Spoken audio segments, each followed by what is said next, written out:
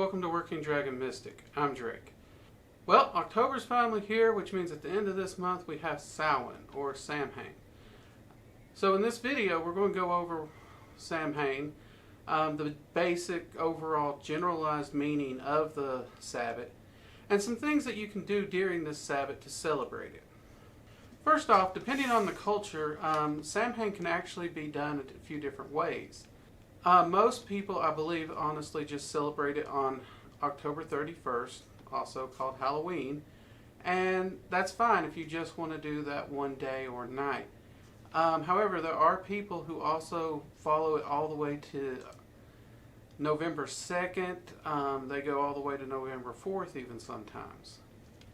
Now, one thing that we do here at my house is leading up to Samhain itself, the first few weeks, is we actually set a special day aside to honor specific types of ancestors, and we even include family pets in there. So, for example, military members will have a day where we honor those family members and friends who were military and died in service. We'll also set aside a time to celebrate craftsmen or people with specialized skills. For example, my father was a musician, so this is a point where I'll make sure he's celebrated on that day as well for his music and his craft.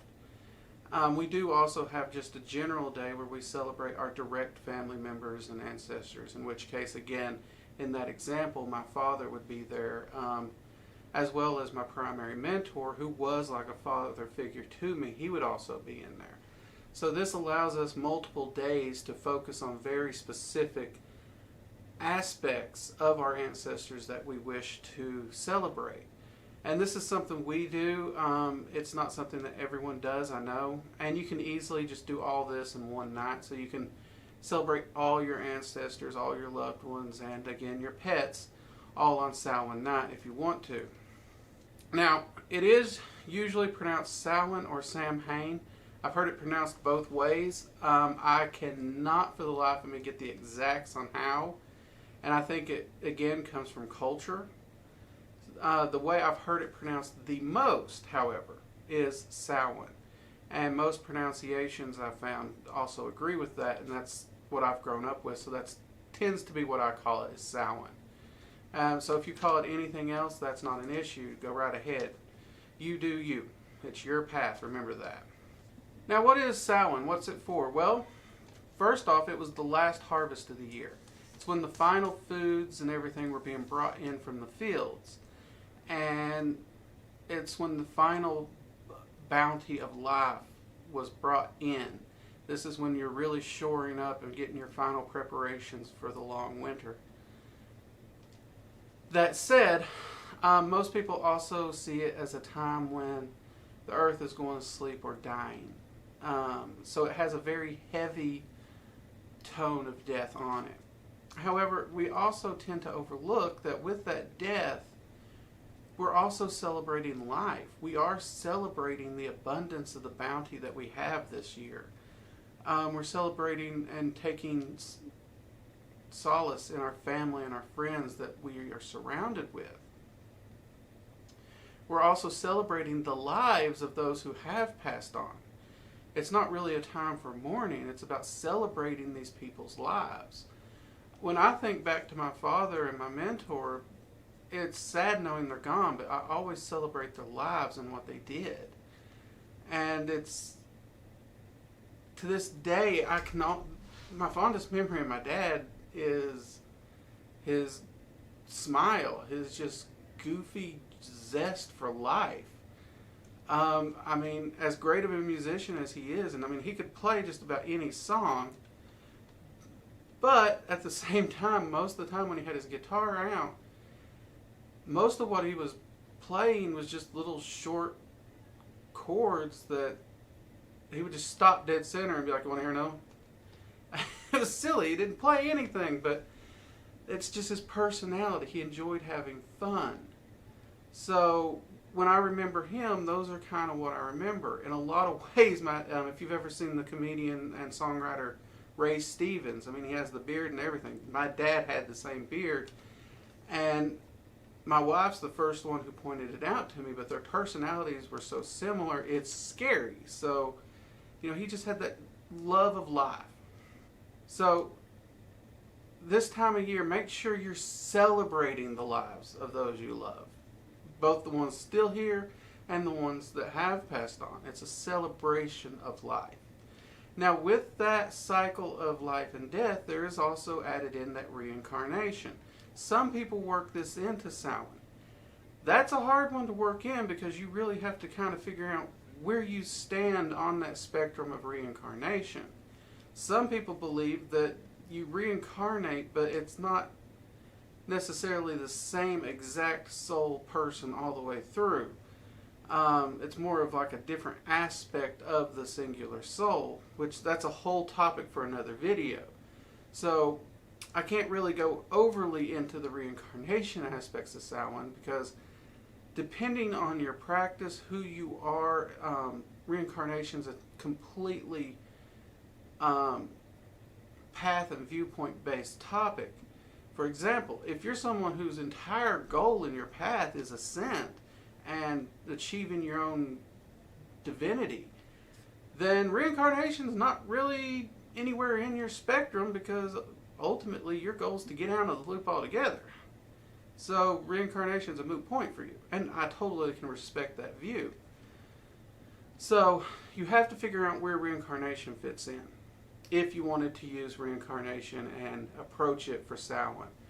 But for sure, life and death are definitely aspects of this time. Samhain's also one of the 2 times of the year when the veil is said to be the thinnest. This is when the other worlds are closest to this realm. And most specifically, people say the spirit world. So this is when spirits of the dead can easily cross over, can easily be communicated with, interacted with. And people say this has pros and cons because this is when the friendly spirits can visit. But this is also when the more annoying, pesky, or even dangerous spirits can cross over as well.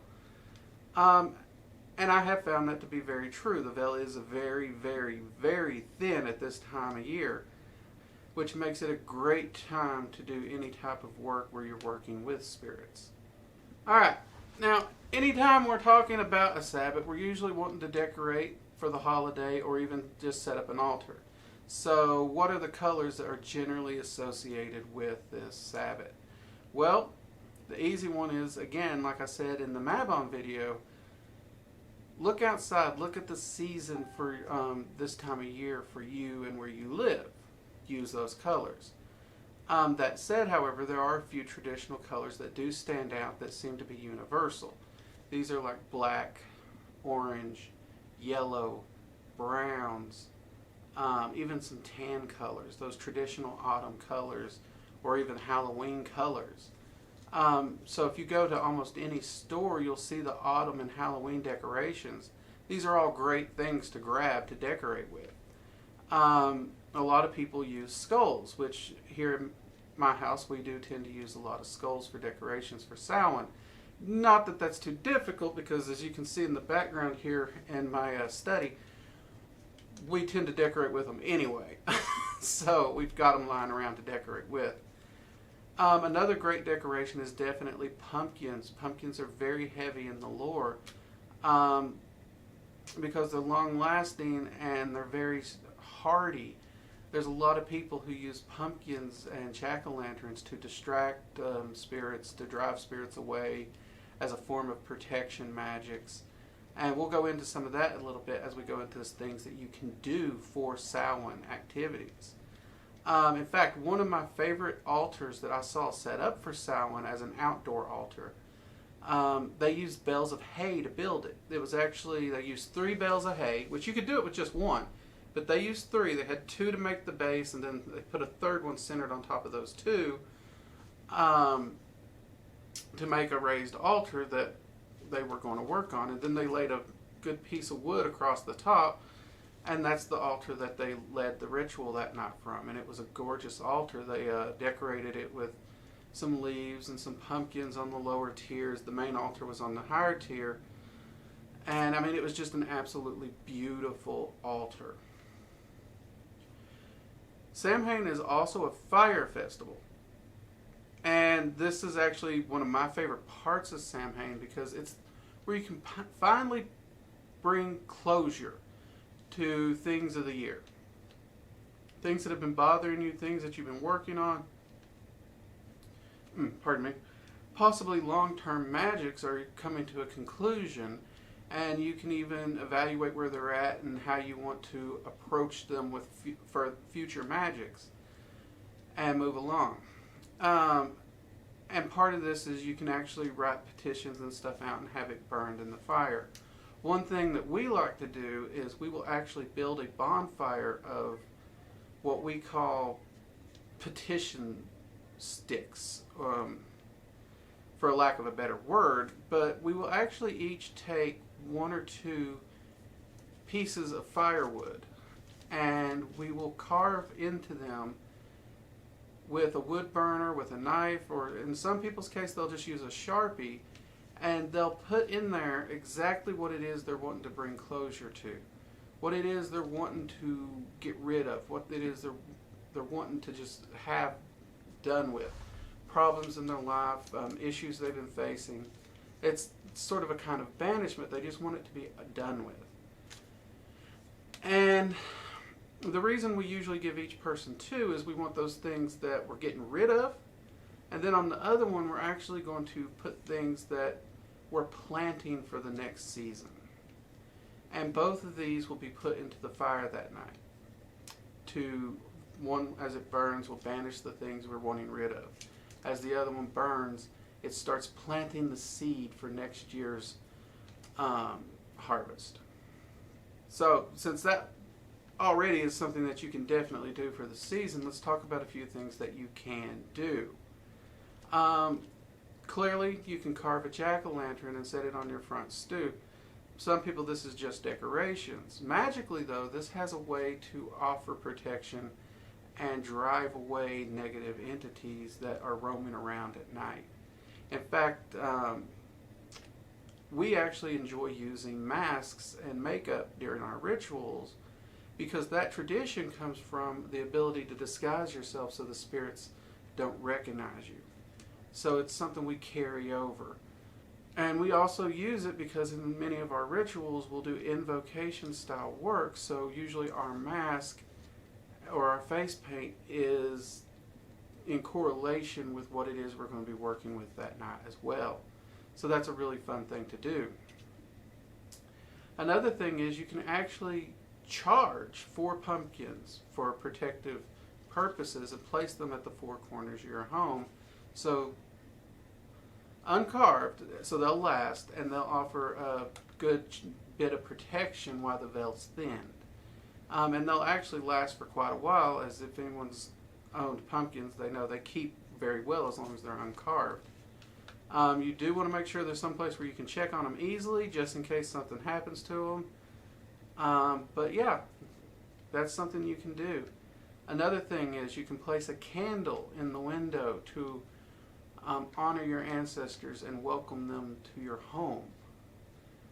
One thing we enjoy doing is we will usually prepare a large meal or feast, and we will set a place for our ancestors. Depending on how you do this, you can actually set a place for each and every ancestor you want to invite if you choose, or you can set a single place for all your ancestors, which is actually what we do. Some people will actually set a plate for each side of the family. In our viewpoint, once you're family, so there's no separation there, so the one place setting just works better for us. Another great activity, especially if you have kids or if you're just curious about it, is researching your family history and your ancestry. This is a great time of year to do it because that is a wonderful way to find out about your ancestors and to honor them. You may find out things about your family you did not know. So yeah, studying your genealogy and your ancestry is a wonderful way to connect with your ancestors, as well as a great way to honor them. Now that being said, as you do research into your ancestry, you may find out not all your ancestors were quite honorable. And that's going to happen. I don't think any family tree is perfect, so Honor the ones that you want to honor because you believe they need to be honored. How you handle the other ones, that's really up to you. I don't make a point to condemn them for their deeds. At the same time, I may not necessarily honor them. It really depends on what they did. So that's completely up to you as an individual. But definitely make sure to try and honor the ones that you can and you want to. Now, another great thing that we like to do here is before we go to bed, we will actually set apples out for visiting spirits. It's just a nice, simple thing to do, a gift, and we usually set them both at the front and the back door.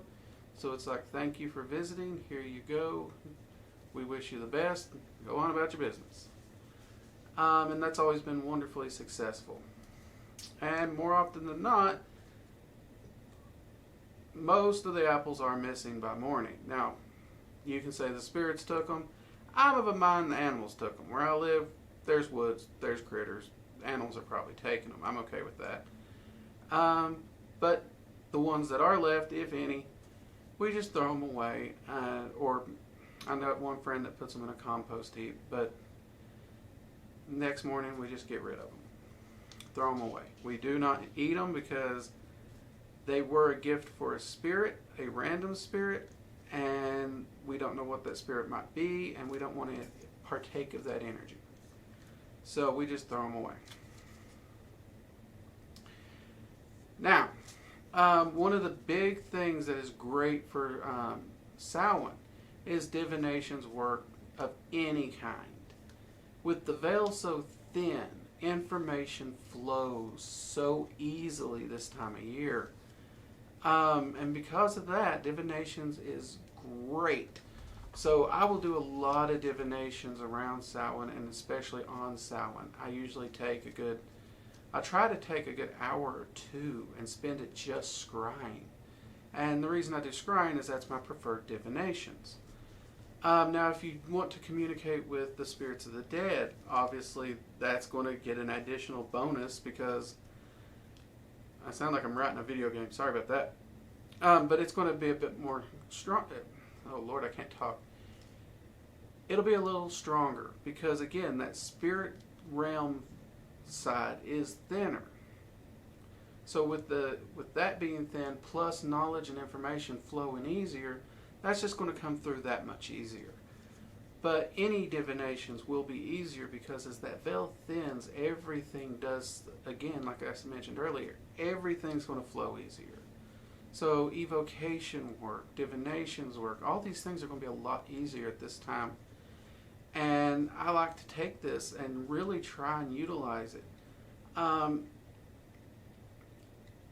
Most people will teach you that the further out a divination gets, the accuracy starts to wane and it gets a little more trickier. So what I like to do on these nights is I will actually do divinations like I normally would, and I usually go for a month to month to month up to, I usually do 3 to 4 months out,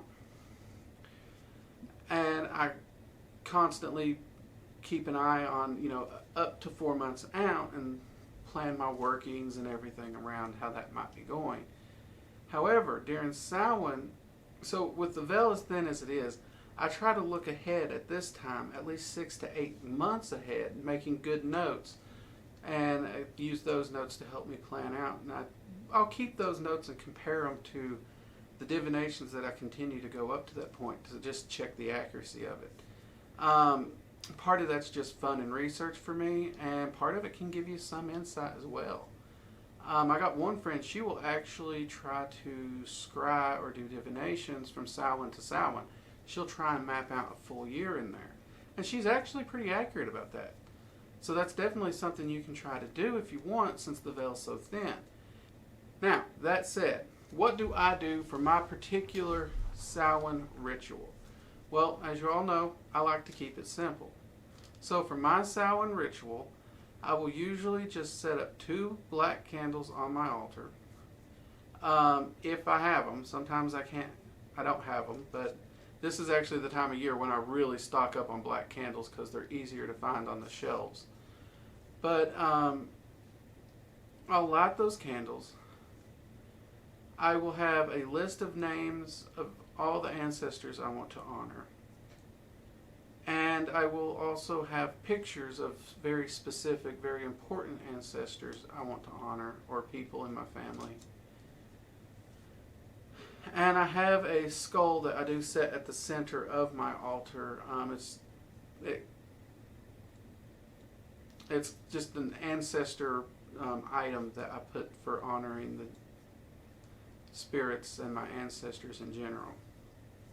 So it'll be on my altar.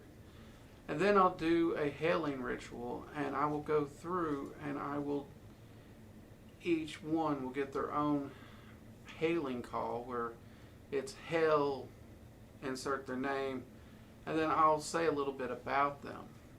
And at the end of this ritual, just to make sure no one's left out for any reason, I also put in hail to the ancestors, hail to the spirits. And so even though I put specific focus on these very specific people I'm thinking of, at the end I make sure hail to the ancestors is in there, because I want all my ancestors to know I am thinking of them, I am honoring them. And good and bad deeds alike, their lives help to create me. And even there are people in my family I'm not proud of. But I also have to say I owe them something. And that's because looking back, I learned a lot of what not to do because of what they did. So they did help shape me. They helped teach me right from wrong. And that's something I'm thankful for, because of their mistakes, I didn't make those mistakes. So that's one way I tend to look at it when I do my ritual, and that's the reason when I do hail to the ancestors, I'm throwing them all in there. No one's getting left out, because all of them helped to make me who I am, for better or worse. I'm not perfect. And I seek to be a better person every day. And that's what this is about. So for me, it's honoring their life. It's honoring who they were. It's honoring what they left me, what they taught me, and how their experiences can help me to live a better life and be a better person. And many entities I work with are very much about living life to its fullest. And I try to do that. I try to make sure I learn something new every day. I'm always reading, I'm always doing something to better myself. And to me, that's a way of honoring my ancestors, because the more I better myself, the more I can pass on to the future generations. And as I fall into the role of ancestor, then I'll deserve to be honored as well. Or at least I hope I can manage that. But all that aside, this is supposed to be a celebration of life, so have fun with it. Don't get all morbid and just mope around and feel sad. Celebrate, have fun. Invite friends and family over. Enjoy it. Laugh. One of my friends, they will literally get together and they will do karaoke. They'll watch comedy shows. It's all one big hysterical laugh riot party for them. And that's perfectly fine. There's nothing wrong with it. It's great. Another one of my friends, him and a bunch of his buddies are all home brewers. So they actually they love Halloween, so they will brew, each of them, a very specific wine, mead, or beer for Halloween, for their Halloween party, and they'll bring it and they'll share it and they'll just have a good time. And living in the South, since it's a fire festival, I know a lot of people who tend to grill out on that night. I mean, yeah, I guess it's a Southern thing, but you got a fire, we're going to throw meat on it. That's just what we do. So, and that's fine. There's nothing wrong with that either. So, just look at the key components of what this season is and ask yourself, what can I do with my path to truly make this holiday, this Sabbath mine? How can I enjoy it? Do you want to build a bonfire to grill on? Do you want to do a long, slow barbecue style thing where you're constantly slow cooking something all day long for an end of the night feast? Do you want to do a bonfire where you do a banishing and a seeding ritual? Do you just want to do a simple ritual in your ritual room by yourself, similar to what I do? I mean, granted, we do the bonfire together, but you know, do you want to have a dumb supper? Do you want to leave apples out? What is it that will work for you? Do you even want to do anything? You may want to spend the whole night just doing divinations. Perhaps have a tarot party. That's something I've actually been invited to before I went, and at the time I was only beginning to study tarot, but it was a blast.